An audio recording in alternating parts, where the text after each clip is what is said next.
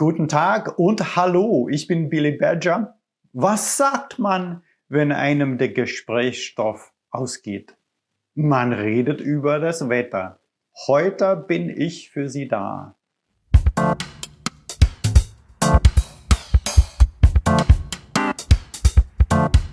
Well, you guessed right. This week we are going back to basics. And we're looking at how we use verbs and adjectives to talk about the weather. And as well, we'll use this as an opportunity to think a little bit about tenses and to consider a new tense that lets us make prognoses about what we think will happen. And we'll use this new structure to introduce another way of using two verbs in a sentence that will prepare us for some of the work we'll be doing with two verbs a little bit later in the semester. So let's get started. Also, fangen wir an. I'm going to divide this section up into 2 or 3 sections. For a start, we'll look at weather adjectives and then our specific weather verbs. But first, what questions do we ask to find out about the weather? Well, there are many different ways of doing this. Wie viel Grad sind es? To find out what temperature it is. Or often it's just easier to say, wie warm ist es? Oder wie kalt ist es? And depending on where you live in Germany, north or south, you might answer, es sind 20 Grad. Or even, es hat 20 Grad. To find out what the weather's like today, we can simply ask, wie ist das Wetter heute? And coming up with answers to this is what we are thinking about today. First of all, let's answer with adjectives. Now, like in English, we can use simple predicate adjectives to describe what the weather's like, such as some of the following. Es ist kalt. Es ist windig. Es ist sonnig. Es ist nebelig. Es ist bewölkt.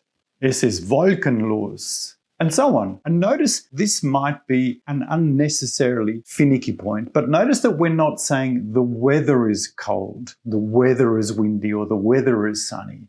It's just this generic it, whatever that might be. Es, it is cold, it is windy, and so on. And there are quite a few other adjectives we can use in the same way, as simple predicate adjectives that need no endings because they don't precede a noun. And you'll find these in your textbook. But some others are perhaps worth mentioning. Particularly relevant for Tasmania would be es ist wechselhaft. It's variable or perhaps changeable. And all of these words can of course be used as attributive adjectives tucked in behind a noun to describe maybe what sort of day it is. Es ist ein sonniger Tag. Es ist ein wolkenloser Tag.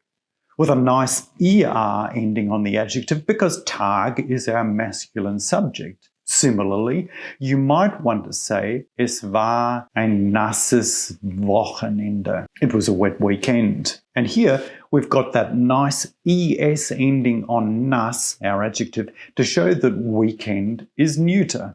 Or we can talk about months and seasons. Es war ein kalter Sommer. It was a cold summer. And of course, you can do similar things with other adjectives, other days, parts of days, months and seasons. Okay, so while there are a lot of adjectives we can use for weather, there are not quite as many verbs, which is kind of lucky for us as we're learning the language. Here in particular, we're thinking about what is happening because obviously that's what verbs do.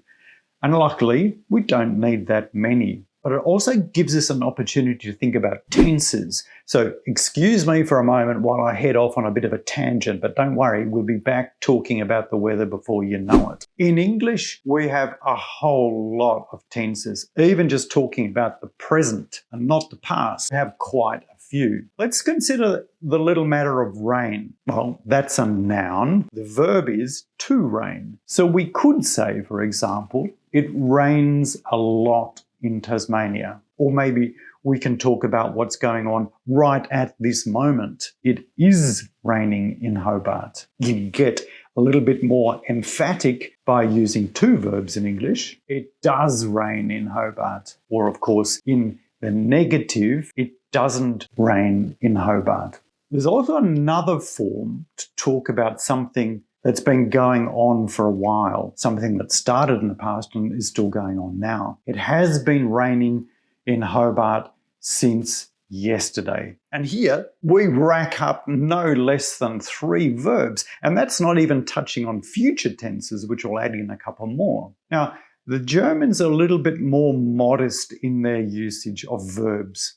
None of this ostentatious 3-verb business. In German, all of these forms are expressed by the simple sentence, and wait for it, es regnet, which can convey anything you like about it raining, as long as it's in the present tense. Now, if you're desperate to convey the idea that it is raining, then you can add in a little time phrase that we learnt a week or 2 ago. Es regnet jetzt, or es regnet im Moment. So, one verb, one form to cover all present tense possibilities. And here you might be saying to yourself, well, just hang on a minute. Surely it has been raining since yesterday is not in the present tense.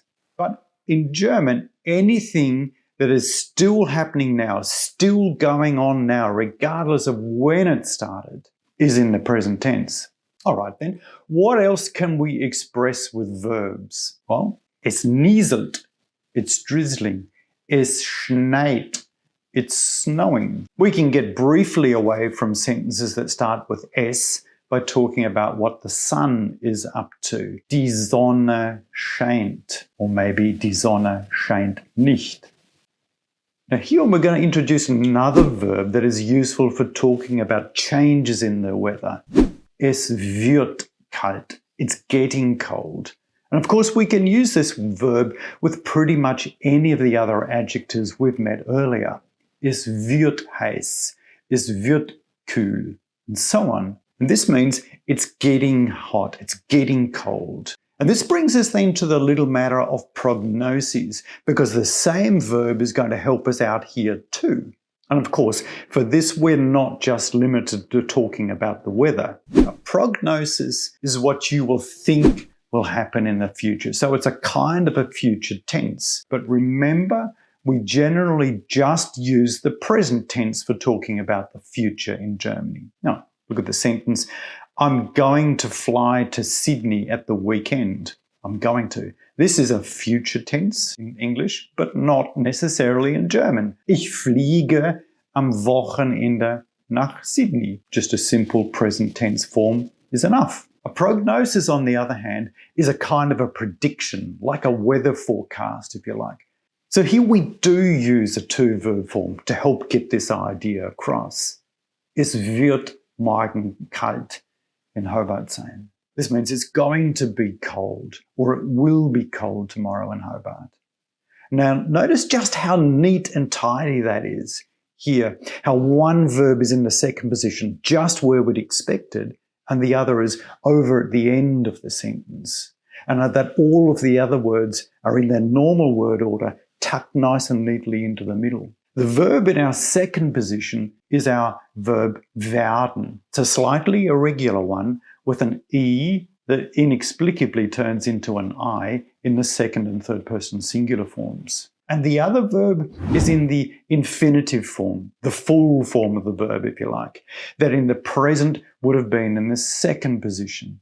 So compare these two sentences. Es ist heute sonnig and es wird morgen sonnig sein. The verb ist comes from the verb sein. So this is what goes to the end of the sentence, and the prognosis verb, werden, moves into the familiar second position. Now similarly, we might say, es hat heute 25 Grad. So as a prognosis, this becomes, es wird morgen 25 Grad haben. Or perhaps, es schneit heute sehr stark. And as a prognosis, this could become, es wird auch morgen sehr stark schneien. It's going to snow very heavily tomorrow. Okay, now, so I'm going to show you some pictures. And you're going to need to come up with descriptions of the weather that's depicted. I'll give you the start of the sentence and you are going to complete the sentence with an appropriate weather phrase. So, los geht's. Auch im Sommer. Manchmal ist es sehr. Im Winter scheint oft.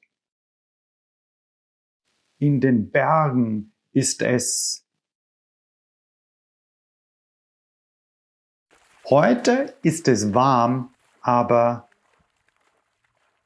morgen wird es. Seit gestern. Well, I hope that went okay. You'll find some possible answers in the description below. And of course, Übung macht den Meister. So head over now to your textbook, read through Part C, Struktur, and try some of the Übungen. Und so, das war's dann für heute und diese Woche. Ich wünsche Ihnen eine schöne Woche. Und wie immer, wenn Sie Fragen haben, schreiben Sie sie unten in den Kommentaren. Alles Gute! Auf Wiedersehen und tschüss.